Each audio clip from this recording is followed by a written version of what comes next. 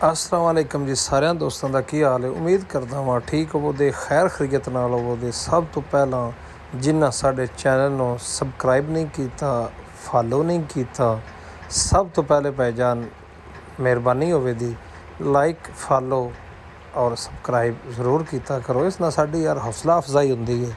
ਅਤੇ ਅਸੀਂ ਤੁਹਾਨੂੰ ਇੱਕ ਨਾ ਦੇਸੀ ਮਾਹੌਲ, ਜਟਕਾ ਮਾਹੌਲ, ਪੇਂਡੂ ਮਾਹੌਲ ਅਸੀਂ ਤੁਹਾਨੂੰ ਉਹ ਵਿਖਾਉਂਦੇ ਹਾਂ।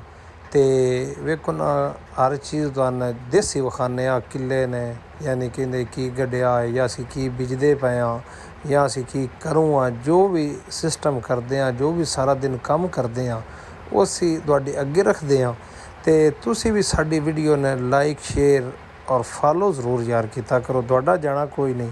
ਅਸਾਂ ਲਾਭ ਗੱਡੀ ਹੈ ਅਤੇ ਮਾਸ਼ਾਅੱਲਾ ਕਮਾਲ ਲਾਭ ਹੈ। ਅਤੇ ਹੁਣ ਅਸਾਂ ਜਾਣਾ ਸ਼ਹਿਰ ਅਤੇ ਨਹਾ ਲਈਏ। ਅਤੇ ਆਹ ਵੇਖੋ ਅਸੀਂ ਤਿਆਰ ਸ਼ਿਆਰ ਹੋ ਕੇ ਪਗੜੀ ਸ਼ਗੜੀ ਬੰਨ੍ਹ ਕੇ ਚਿੱਟਾ ਸੂਟ ਸੱਟ ਕੇ ਅਤੇ ਸ਼ਹਿਰ ਦੀਆਂ ਤਿਆਰੀਆਂ। ਆਹ ਸੜਕ ਹੈ ਹਾਫਜ਼ਾਬਾਦ ਦੀ ਅਤੇ ਹਾਫਜ਼ਾਬਾਦ ਅਸੀਂ ਜਾ ਰਹੇ ਹਾਂ। ਉਸ ਤੋਂ ਬਾਅਦ ਆਹ ਹਾਫਜ਼ਾਬਾਦ ਦੀ ਪੁਲਿਸ ਲਾਈਨ ਹੈ, ਠੀਕ ਹੈ। ਆਹ ਰਜਿਸਟਰ ਜੇਲ੍ਹ ਹੈ। ਇਹ ਅੱਗੇ ਸਾਡੀ ਗੁਜਰਾਂਵਾਲੇ ਸੀ, ਲੇਕਿਨ ਹੁਣ ਹਾਫਜ਼ਾਬਾਦ ਆ ਗਈ ਹੈ। ਅੱਲਾ ਦੁਆ ਕੀਤਾ ਕਰੋ ਅੱਲਾ ਇੱਥੇ ਦਾਨੇ ਦੁਸ਼ਮਣ ਨੂੰ ਵੀ ਨਾ ਲੈ ਕੇ ਆਵੇ, ਸਾਡੀ ਇੱਥੇ ਦੁਆ ਹੈ।